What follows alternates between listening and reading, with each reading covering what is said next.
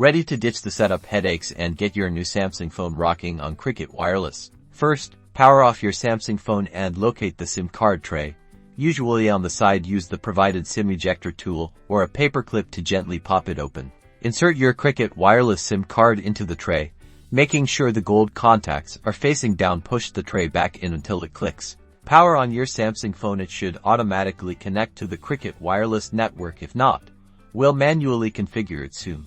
Now, let's verify your IMEI dial number of 6# on your phone's dialer. Write down the IMEI number, contact Cricket Wireless customer support, or visit their website to ensure your phone is compatible with their network using the IMEI. If you don't see the Cricket Wireless signal, go to Settings, then Connections, then Mobile Networks, and finally, Access Point Names. Tap Add to create a new APN. Enter the Cricket Wireless app settings for the name field. Enter Cricket for the app field.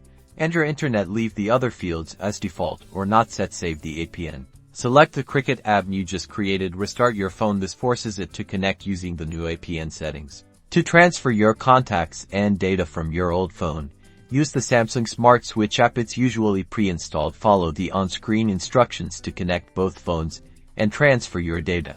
Set up your voicemail by dialing 99 or going through your phone app settings. Customize notification sounds in settings under notifications. Optimize battery life in settings under battery.